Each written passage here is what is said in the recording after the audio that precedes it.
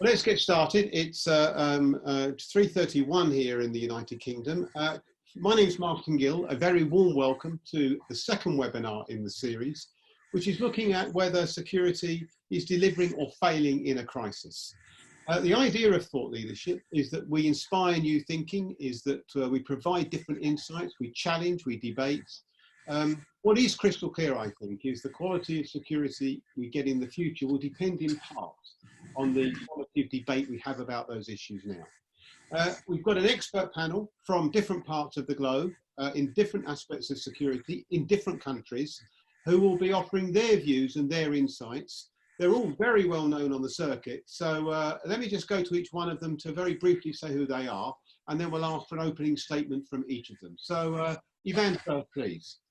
Yes, hello. Yvan de Mesmaeker, Secretary General of the European Corporate Security Association, and talking from Brussels. Volker. Good morning, good afternoon, good evening. I'm Volker Wagner from Germany. I'm with the chemical company BASF as Vice President Security. Additionally, I have several voluntary leadership roles. I'm chairing the ESW, the German Security Association, and I'm engaged as a volunteer leader in ASIS and a strong supporter of the OSPAS. Thank you. And Rick.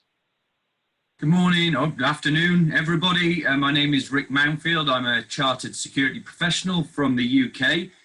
For the past 3 years, I've been the Chief Executive of the Security Institute. And Stephanie. Hi, I'm Stephanie Bergouignan. I'm in France at the moment, in Versailles. I'm managing partner for a leading security company called Uniprotect. I'm also Vice President for the ASIS French chapter and part of the European management. Stephanie, thank you very much indeed. Well, if you've got any questions, please do pose them on the question and answer rather than the chat button at the bottom of your screens, and we'll try and come. We've had questions sent in advance, but let's see how the conversation flows. So we're going to ask each of our panelists just in 3 or 4 minutes to make some opening statements about this issue. Yvan, to you first, please. Yeah, thank you, Martin. You promised me 4 minutes, not 3, so I will look at 4 minutes. One of the, I would say that we see three areas of challenges. One is, of course, dealing with our staff. The second one is external with government, our partners from police, intelligence, military. And the third one is an important external partner is guarding. If I come back to the internal staff, depending on the type of organizations, we see that for the moment, getting back our people to their homeland is an important feature. And we have to get them back sometimes from challenging areas and bringing them back. The other point is when people can work on location, then of course, it depends on the level of maturity of each organization, because we were already thinking about working outside, so home working, etc. And it really depends on the level of maturity of each organization. We were in an evolution in doing that, but now we really are confronted with a revolution. So main challenges, I think, are information security and also cyber attacks that we see on less protected endpoints of people working at home. If I move to our external partners, government and intelligence, of course, police for the moment have a very difficult task because they are in the front line. There's an issue about protective equipment because the priority has been set, and I understand that, to our medical staff, but which means that sometimes also first line police is a little bit worried about what happens. And I can tell you that in Belgium, for example, there have been talks of people, of police doing some actions and possibly stopping some activities due to the lack of protective equipment. What we also see with our colleagues from police intelligence is that they are not classical remote workers. They come to the headquarters, they work there. So for them, it's, I think, a little bit more difficult to adapt to the changing situation and to working from home.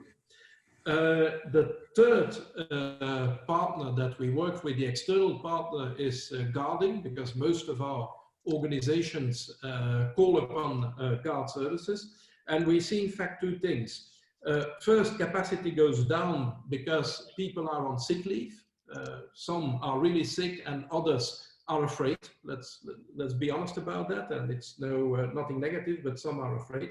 So capacity goes down. On the other hand, capacity goes up because we have a lot of locations not being active anymore. And so their capacity goes up.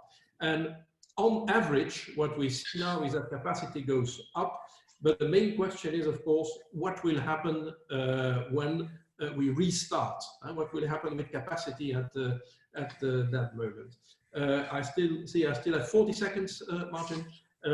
So what we are also confronted with is the legal framework. For example, guarding companies have been asked to do a temperature check of people coming into buildings. And I don't know what's in other countries, but in Belgium, for example, it is marked as a medical act. And so guards cannot do it. So we are confronted with a number of practical issues. These are, in a nutshell, the main challenges I see, Martin. Yvan, thank you very much indeed. Volker Wagner. So in Germany, the security officers and their staff are heavily engaged in managing this crisis. They primarily focus on protecting the employees and the business partners so that the most important production and logistic processes can still be maintained. With our ESW association, we conducted a survey last week and asked the German security professionals where do they emphasize and what are the main elements they focus on. And we clustered them into 4 areas, and I want to introduce now in the next minutes to you these 4 areas. First of all companies established emergency and crisis management teams. Most of them, they meet at the moment in Germany on a daily basis. I spoke to my colleagues in Asia. They have more or less a bi-weekly meeting process in China, for instance, but in India it's different. They are heavily affected at the moment. So they started with reporting processes. They took additional hygiene measures. They canceled all events, including the annual shareholder meetings. For example, in my company, we have about 8,000 shareholders who gather each year in April or May. So this event is canceled, and there are some legal constraints affected. So we defined rules for internal meetings. More or less everything is shifted into virtual meetings, and we have a lot of information started in keeping employees informed in their home offices. The second element was securing the factory and office premises, because a lot of people are in their home offices. We have some buildings which are more or less unattended, and we have still valuable equipment there. We have to make sure that employees who have to go to work in the area of production or for securing facilities, that they are deployed with employer certificates. We have had to reduce the entrances. We have to check visitor groups or customers, consultants and suppliers, especially truck drivers who supply us with raw materials, if they have symptoms, and so this includes temperature measurements or pay attention to issues. And I want to underline what Yvan mentioned, that we have to take care about data protection compliance as well. We had to think about how we can provide food to our employees in the production area, because canteens are regarded as restaurants and they are closed in Germany at the moment. The third element is how to deal with business trips. So most of the business trips are cancelled, and only really business critical trips are still allowed, but this is quite difficult internationally because most of the borders are closed. But we had to take care to bring expats and delegates back to their home countries and or stranded business travelers. This was a major task. So we supported them, and we have still a lot of delegates and expats, and this is different from country to country. Just yesterday evening, it was announced by Brazil that all people from different nationalities, they have to consider leaving the country. In other countries, it's like in New Zealand, very, very difficult to bring the people outside because there is no flight allowance anymore. The fourth element is the supply chain. We have to make sure that the supply chain is still working because many companies like our company are regarded as so-called critical infrastructure or system relevant, and so we have to produce products which are needed, especially in this crisis situation, and so we have to keep our business ongoing, so we have to take care about the supply chain too. So maybe these are the four elements. Maybe I can summarize them again. First, number one was establishment of emergency and crisis management teams. Secondly, securing the factory and office premises. Thirdly, dealing with business trips and business travelers. And number four, securing the supply chain. Thank you very much indeed. I appreciate those. From Volker to Rick. Rick, next, please. Okay, I suppose I kind of predicted where Yvan and Volker would go with being a sort of CSO. So I'd focus more on a challenge to security is probably proving our worth at a time where, I accept key worker access in the UK has been granted, but PPE for frontline, as Yvan mentioned, is an issue. There are frauds happening in cyberspace where people are specifically phishing using COVID-19 as a lure. But I think that innovation is our biggest challenge right now. We, in all disciplines, we could argue that necessity in a crisis creates innovation.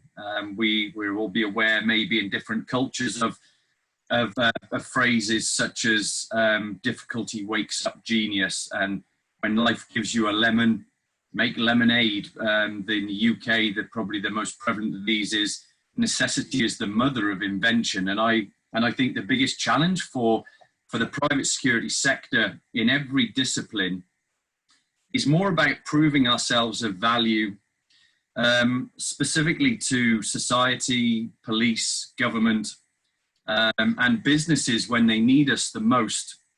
We need to pull out all the stops. So even frontline security officers need to present themselves in the shopping queue where they are stopping people getting into the supermarket, making them distance by more than 2 meters.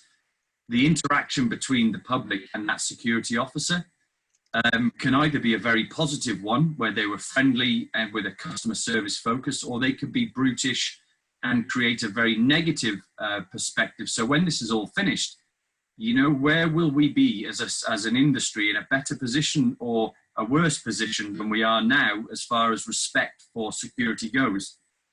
It's not just frontline. I think our security companies that involved in rapid deployment of barrier assets for the NHS, for the police, for crowd control, they need to innovate to get good products out.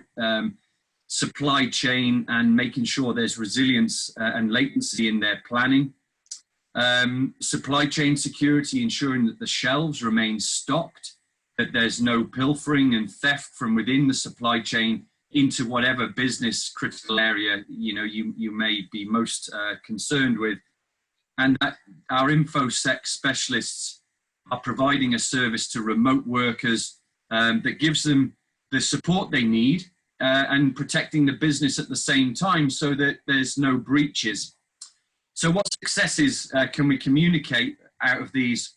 I think it's difficult when in the UK, the public are applauding everybody, and actually they're applauding the dustbin men before they're applauding security. So in this sense, we can't, we're shy in our industry of going out and telling people how good we are and what we do. At some point, there will be a hero fatigue, you know, calling for hero status for everybody that's frontline working, and we need to be conscious of that. But the successes need to be raised by the businesses that deem key workers in security as business critical assets. They should be the ones saying and recognizing that these guys are turning up to protect our empty, vacant buildings, that they are protecting our staff in remote working online. And then national TV, you know, and the SIA in the UK does a great job about promoting the great work, but it's a limited audience. National TV could do that a lot better. But the police need to recognise security so that the public has trust and faith to recognise security. So I'll quickly just say one thing about learning. What will we learn to enable security to be different? Well, I will quote Nassim Taleb, an excellent book I read during my degree called Anti-Fragile. And there is a section in it called the post-traumatic growth. And post-traumatic growth is the opposite of post-traumatic stress disorder. It is a long recognized by phrases such as character building. We need to engage and be able to recognize that resilience planning that was of worth, that is now showing the dividends that people put into it, that resilience planning is now invaluable. And in the terms of anti-fragile, which is where, you know, Nassim Taleb created the black swan theory, anti-fragile is now looking at how we can bounce back from this as a stronger industry than we were before. Thank you. Thanks, Rick. Appreciate that. Stephanie, over to you. Yes, thank you very much. I'm on the line of a lot of things that Rick has said. I will focus on 4 points, which to me are linked to the underlying and long-standing weaknesses of the security industry, and that we unfortunately share all over Europe. One thing is an image problem. Certainly in France, absolutely nobody has been clapping for security officers. When there's a list of heroes, security officers are never in it. We're not mentioned on the TV, we're not mentioned in any of the various commentaries that can be in the press. And that means a complete lack of recognition of our profession. We're paying that now. And this also links to a very divided industry in France. The industry is fighting each other. The various companies are fighting each other and they're playing solo. The direct consequences in France has been, for example, that we have been unable to access any protection, any mask for our officers, because there's lots of small companies that cannot order millions of masks in China. The French government has failed bluntly to address the issue. The French government with which we're in contact actually said that security officers can do home working, believe it or not. That was the official answer of the ministry. Obviously, that's completely ridiculous. And the industry has not bonded together to provide a suitable answer. The third issue, which is a long-standing one that I've identified, is a middle management problem. When you are not able to access your site, when it's very difficult, when your client is gone and your officers are alone in a building, when your middle management is not allowed to go on site, how do you supervise your teams? And then suddenly you start teams doing just about anything that comes to their minds, going from stealing masks to leaving, water open and having flooded. And that links to the innovation issue that we have, is that we really have to think about more clever ways of managing our staff in an industry which is well known for the weakness of its middle management and the difficulties to attract high potential and talents as far as management is concerned. Lastly, is the problem or the solution of client support. clients are obviously part of the solution in the sense that a healthy client is a solution in a time like this. An unhealthy client is a problem in a time like this. The unhealthy client is the one who's going to ask you not to pay the invoices and therefore to make your staff redundant. The unhealthy client is the one who is not going to help when you've got an issue with protective material. The unhealthy client is the one who's going to communicate fear to your staff and make your staff not want to come to work. So it really shows how much the quality of the relationship in a time of peace affects the quality of work in a time of war. And so one of the thing that I would say, and I'm a supplier, so I do what I'm told, is really to invest on the quality of the relationship with your suppliers, because this is now that it's payback time. Payback time for your officers to remain involved, for the security industry, for the image, anything that we can do together helps. So I'm actually lucky to have people who are continuing to work and work quite hard. I've got half of my workforce at home and half is working really hard. My question is what's going to happen afterwards, and I think it might be a massive acceleration of the replacement of human by technology. Because if we're showing anything now, is that the weakness is unfortunately the human. And to me, as far as boarding is concerned, this is what we're going to have to face in the future. Steffi, thank you very much indeed. Well, some excellent points there. We've had various questions put in. Rob Kennedy was asking about perceptions of security in different countries. And of course, you all answered that in some way.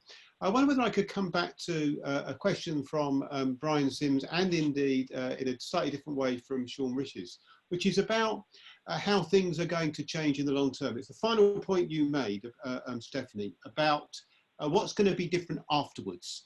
You've alluded in two different ways. From a security point of view, Yvan, what do you see as the main differences that are emerging now that will have implications for later? Yvan de Mesmaeker. I think, first of all, we will not return to the normal that we had before. There will be a new normal, just like we have seen after 9/11, so moving from one to the other. I think that the remark by Stephanie was very correct, replacement. Third point is that we will move, I think, because we have an economy now that is just in time. But the issue with just in time, it's not far from just too late. And when major things arrive, like we see now, we see that we have no resilience. So I think that a lesson learned will be to move from the just in time to more resilience. And the fourth evolution that I see is in home working. We have started in most countries the home working exercise, but like I said, it is going from an evolution. It forced us now in a revolution, very short time space to adapt to all this, and I think that our IT people, etc., did a marvelous job in trying to set that up. But I think that these are four major changes that we will see. Thank you, Volker. Your thoughts? What would be different afterwards? Yeah, I have really to support Yvan. I will think definitely home office and digitization will have an impact. So I'll give you one example, a wine dealer who has a web shop. He even sells more or less the same he has the same sales figures than before he had to close his shop. But there are others, they go from 100 to 0. So digitization, at least having a web shop, will have a major impact of a success of a business. So digitization will go forward, and having employees in home office, this is the proof of concept that this works.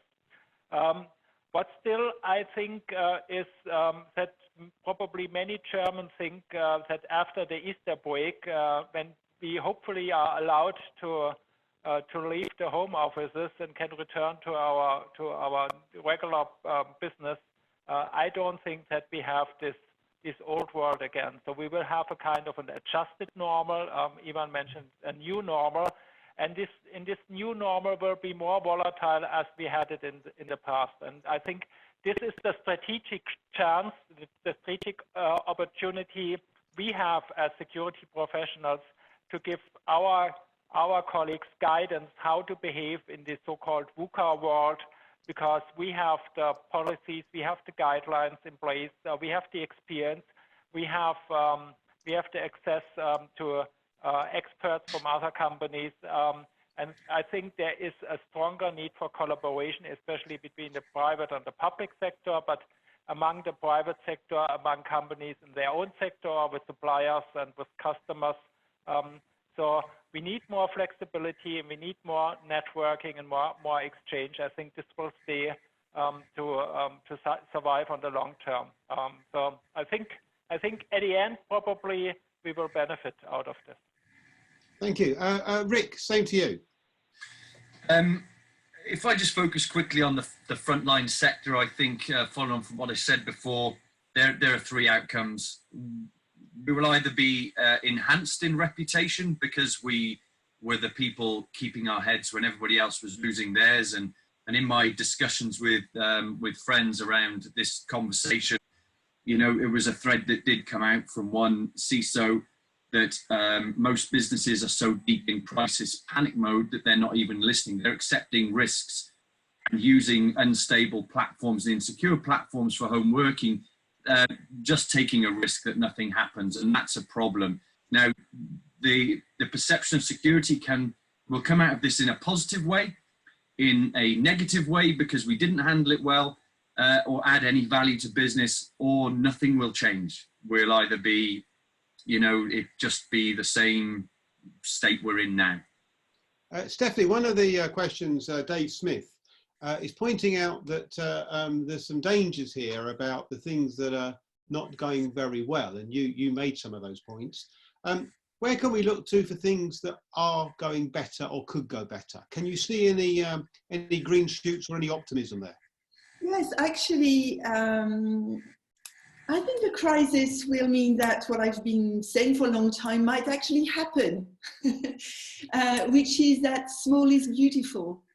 And that to me is a great opportunity for the guarding industry. And I wouldn't pretend to talk of the industry as a whole, but basically less officers, but more trained, making more decisions, having more responsibility. And to me, I mean, I see that as a very positive trend. I'm not afraid that we might have less officers, because clients will look back on this year and think that maybe they've actually paid entire team for 6 months, which never worked. And they have to prepare in the future for that never to happen, because on their point of view, it might be a waste of money. And so let's think about what is the good use of a security budget. You know, what is a good security with the innovation that we have? And of course, in order to do that, you have to be small and agile. You need to be a chimpanzee. You can't be a gorilla. When you're very big, it's extremely difficult for you to be able to say that, yeah, you know, maybe I don't need half of my workforce. And you know, being a small provider, I see that as a great opportunity, and for a long time I've been challenging, in fact, the basis of the security industry that relies purely on the number of people it employs. Thank you. We're getting lots of questions, lots of interaction with the four of you, actually, and what you're saying. One of the points that Brian Sims has raised is about whether security has the potential to be a business enabler. And this has been so much spoken about in all the positive vibes around the world. Security isn't about the protection of assets, it's enabling business to make it, to be a difference. And if it's not shining now, then it suggests that there are real problems here. Yvan, is security being shown up to be the business enabler we all talk about it being? Is it showing up to be not that? Could it be that in this crisis? Yvan de Mesmaeker first, then I'll come to Volker on the same question. Yvan. Yes, absolutely, absolutely, Martin. We have seen it, like I said, in getting, for example, our staff back home, wherever they come from, international environment, because they are not very sure about the medical assistance they could get on location where they are. And just the fact that we are very operational people in the security industry. We are there 24 hours a day, 7 days a week, and responsive. That means that if somebody is in the middle of nowhere, there are two aspects. One, we try to help them effectively, so trying to get them home, etc. But only to reach out to them, to talk to them and say, hey, there is somebody here worrying about you. That is an extremely important thing. So in this crisis situation, I think that the reach out and the availability, and especially of corporate security, is extremely important. Volker, US positive. Absolutely. I think we can show now that security is an enabler, and it's proven because in many German companies, we have now introduced short time working because car manufacturers don't produce any cars anymore. Other companies don't have any production anymore. But the premises and the offices and the factories, they still have to be secured. So in more or less all companies, security is excluded from short time because everyone knows otherwise it doesn't work. And my heroes at the moment, these are the guards who provide the access controls in the logistic areas for the truck drivers, the guards who secure the hospitals, the guards who secure the supermarkets. We really show the evidence that security is an enabler. Otherwise, our business life and our social life won't work anymore. Volker, just before I come to Rick, one of the points that Stephanie raised was that in France, and I think probably Britain too, it would be fair to say, that isn't being widely appreciated by members of the public. It's not being said by anyone other than within the security sector. Is there a sense in Germany that German people, German businesses, and perhaps the people who matter outside the industry are saying that sort of thing and believing that sort of thing? I think if you have a view on the media, then number one, there are the cashiers from the supermarket or the people from the hospitals, so the nurses and so, which are highlighted in the press and in the media. But I can give you one example. I got a proposal from one of our colleagues that she wants to write a banner in front of our factory to give applause to our security guards. And I can tell you what, this was forwarded to the board of directors in our group, and now we have a banner in front of our guardhouse, one of our guardhouses. I think this is appreciated from other folks outside of security. And this was nothing which was done by us. This was done and proposed and designed by one of our colleagues from the research area. That is a great example, actually, Volker. It's the sort of thing I'm looking for. Rick, my sense is from the UK, we haven't got that sort of appreciation. Perhaps you think differently, and where could we go to look for it? Well, this is a very good question. I think that your own SRI report back in 2017 highlighted this very same problem that Lord Alex Carlisle said, that private security is not respected or recognised by the police, government, or by the public. I think that 3-4 years on, we're now in a position where the police and the government do respect the security more than they did, but the public, it's a balance, isn't it, between having a society that's fearful of security risks and marauding terrorist attacks and everything all the time, where they value security because they feel fearful, or do we want people to go about their lives being ignorant of this, but there's in the background, we do our job? And I think that's where most people in security are quite happy being that. But at times like this, it would be nice to be recognised by somebody that sees that these people are putting their lives at risk on the front line without PPE, keeping businesses going, are playing just a key role. Sometimes just a thank you. Yeah, thank you, Rick. I mean, Stephanie, I wonder whether I could come. A question from Jeff Zeidler sent in advance was along this point about the police. It's not cropped up very much today, but Rick raised it there. Given everything you said, I suppose it's too much to hope the police would be appreciating the role that private security is playing in France. Oh, that's we're talking 30 years century there. That's you know, very, very forward thinking. Almost impossible. No, of course, you know, we're very different worlds in France, and I think maybe to make the link with what Rick was saying and even in Volker, I think we need to just put the sparkle back in security. You know, let's stop talking about security. Let's speak about serving people, about the service industry, about what we do to help, and being part of that chain of people who are making people feel good and not feel bad. There's, at least in France, the security industry is a moaner, whinger. You know, let's stop whinging. What we do is great and beautiful, and it should inspire. And I think there's a huge problem in the way we talk about security. There's no sparkle in the eye, there's no smile, and you know, people should come in flock if we talk about that sense of serving.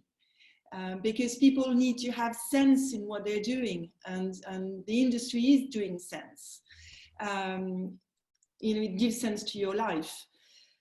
But maybe we've never invested into talking, and we are very caricatural, at least in France. You know, when people, the few people who are in the news, they all, and you know, pardon me, all of you guys, but they're all 50-year-old white males, and 50-year-old white male, they're great, they're professional, but they're not very sexy, if I may. You know, it's a kind of, you know, how do you make people dream? Thank you so much. Yvan, I wonder, thank you, Stephanie. I want to come to you with it's going to have to be almost a final debating point.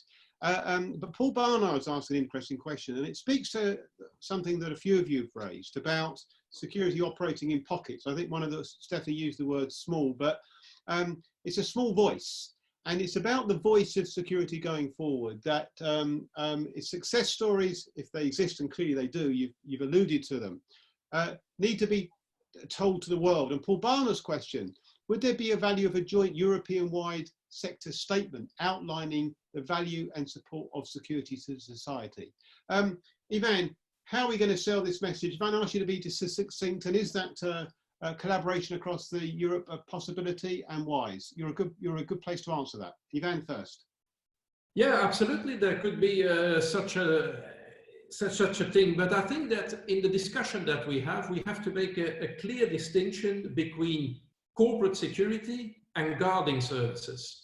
Because with guarding services, we have a lot of the public who come in contact with guarding services. And one of the issues that we have is the public challenging the authority of private guards. That has always been a difficulty.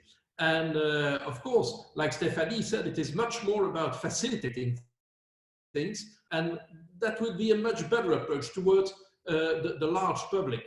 It is quite different when we speak about corporate security, because there we have an internal services in large corporations or organizations helping colleagues within the organization. And there I feel the appreciation.